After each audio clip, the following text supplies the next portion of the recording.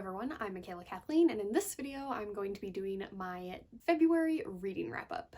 And this month I only read 2 books because for some reason Twilight is 500 pages. Does it need to be?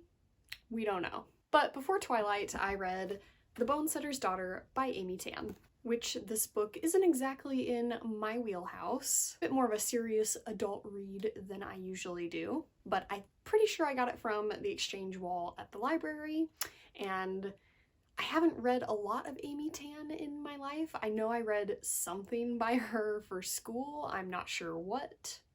I'm not sure if it was a short story or maybe like an excerpt from the Joy Luck Club.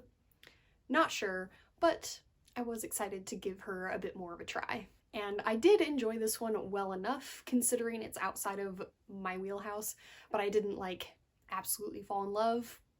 Again, probably because it's not really my usual type of read. It did have a lot of exposition, it felt like. The book follows a mother and a daughter, and so at the beginning it's kind of telling the daughter's story and her background, and then in the middle it's telling the mother's story, and then at the end it goes back to the daughter, but with her having a little bit more context about her mother. And so the daughter's story was kind of like the first half of the book, and that entire first half kind of felt like exposition to me, just because it was kind of setting up this whole mystery with her mother, and then in the next half of the book, her mother's story is being told, that mystery that has been built up. And so that ended up making the first half of the book just all kind of feel like exposition. And so I didn't like that part as much. It wasn't as engaging to me. It wasn't like a huge slog, but definitely a little bit slow. The mother's backstory I found much more interesting. It was so interesting to see into her past and how that kind of reflected back into how she's behaving now as an older woman. And it was interesting to kind of see some of the things that was causing some of her behaviors that the daughter herself didn't understand.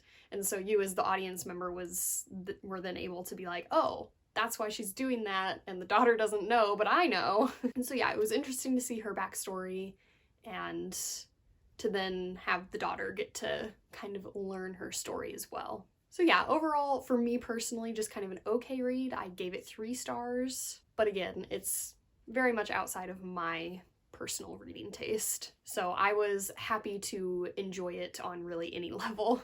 It was an interesting read, it kept me engaged, but it wasn't one that I was like super excited about as I was reading it.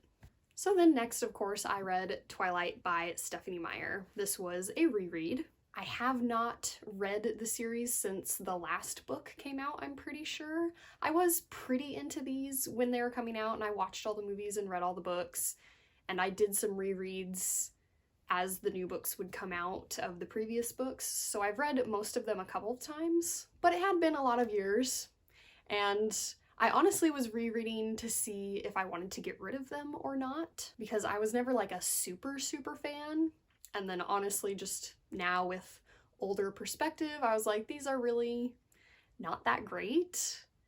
And sometimes it kind of bugs me that Twilight really seems to get a pass on some of its more questionable stuff, which to me, I'm not for the idea of being like, oh, you can't read that because it has questionable stuff in it or whatever. I'm very much against that kind of thing. I just wonder why Twilight gets so much more of a pass than most other books, it seems like. But anyways, that being said, rereading this was actually really fun. It's still a fun fluff read for me, and so I do think I'm gonna keep it. But yeah, oh my god, Edward is so much worse than I remembered, and Bella was a delight. People love to shit on Bella, but in this first book, at least, I know she gets worse as the series goes on, but in this first one, she's actually a really pretty good character. And Edward is a shitbag.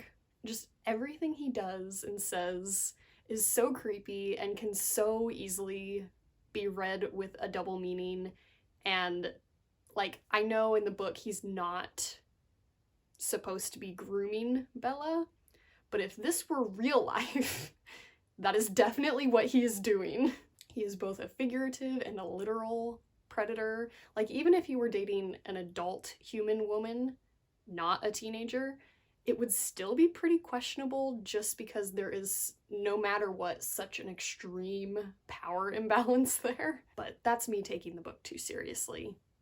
It's a fantasy. Edward is very controlling. He's just a mess. But since Bella is shit on way too much considering Edward, let's talk about why I liked her on this reread. First of all, she's very, like, self-sacrificing. Some would probably say too much, but like, she's very concerned for other people's happiness.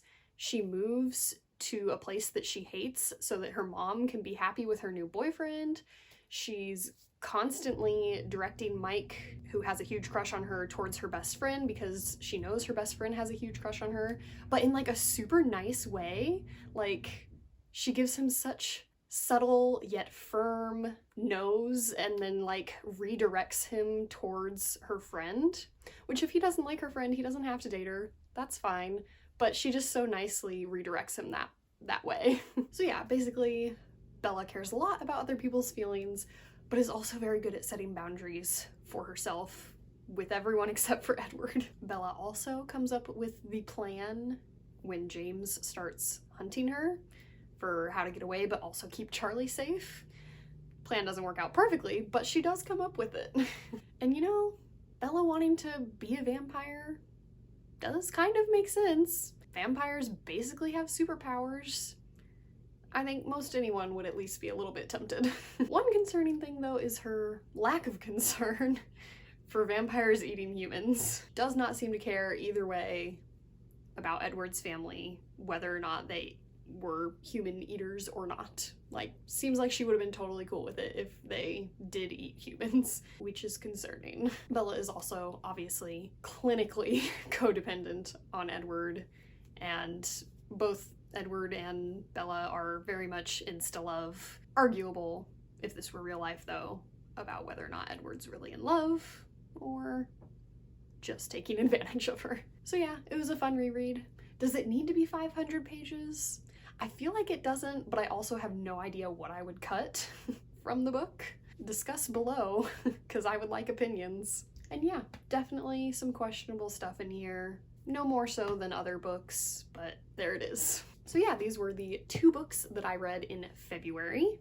Let me know down below your thoughts on Twilight, and also any Amy Tam recommendations. I hope you enjoyed watching, and now on to the quote for today's video, which today I have one from Eldest by Christopher Paolini, and it's a little conversation between Saphira and Aragon.